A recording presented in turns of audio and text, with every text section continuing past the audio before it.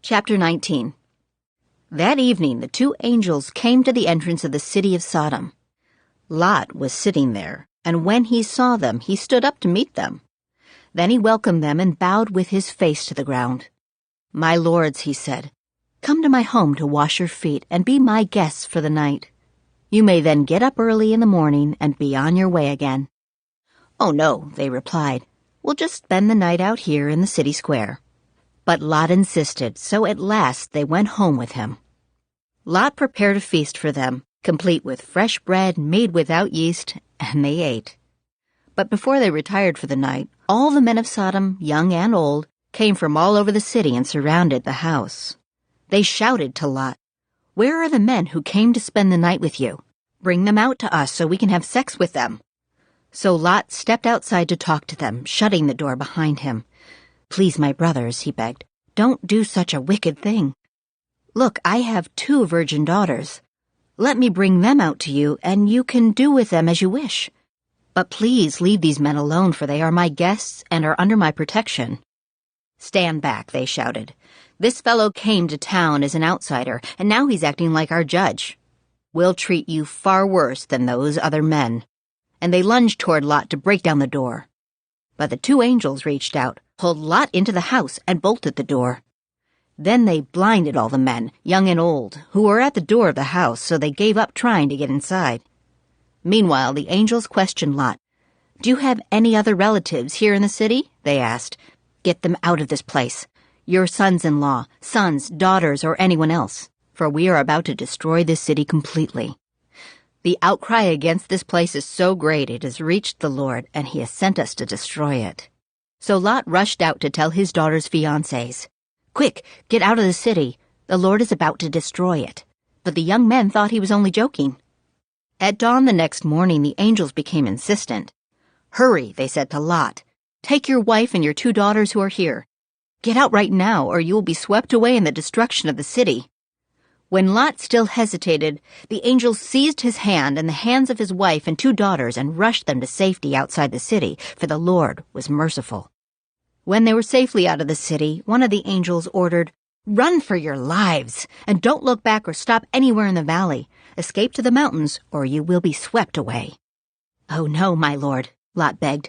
"You have been so gracious to me and saved my life, and you have shown such great kindness, but I cannot go to the mountains.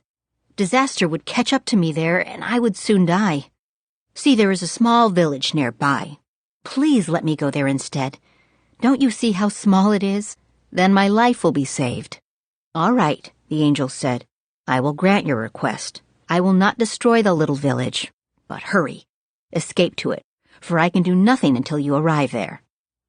This explains why that village was known as Zoar, which means little place. Lot reached the village just as the sun was rising over the horizon. Then the Lord rained down fire and burning sulfur from the sky on Sodom and Gomorrah. He utterly destroyed them, along with the other cities and villages of the plain, wiping out all the people and every bit of vegetation. But Lot's wife looked back as she was following behind him, and she turned into a pillar of salt. Abraham got up early that morning and hurried out to the place where he had stood in the Lord's presence. He looked out across the plain toward Sodom and Gomorrah and watched as columns of smoke rose from the cities like smoke from a furnace. But God had listened to Abraham's request and kept Lot safe, removing him from the disaster that engulfed the cities on the plain. Afterward, Lot left Zoar because he was afraid of the people there, and he went to live in a cave in the mountains with his 2 daughters. One day, the older daughter said to her sister, "There are no men left anywhere in this entire area, so we can't get married like everyone else, and our father will soon be too old to have children. Come, let's get him drunk with wine, and then we will have sex with him. That way we will preserve our family line through our father." So that night they got him drunk with wine, and the older daughter went in and had intercourse with her father. He was unaware of her lying down or getting up again. The next morning the older daughter said to her younger sister, "I had sex with our father last night. Let's get him drunk with wine again tonight, and you go in and have sex with him. That way we will preserve our family line through our father." So that night they got him drunk with wine again, and the younger daughter went in and had intercourse with him. As before, he was unaware of her lying down or getting up again. As a result, both of Lot's daughters became pregnant by their own father. When the older daughter gave birth to a son, she named him Moab. He became the ancestor of the nation now known as the Moabites. When the younger daughter gave birth to a son, she named him Ben-Ami. He became the ancestor of the nation now known as the Ammonites.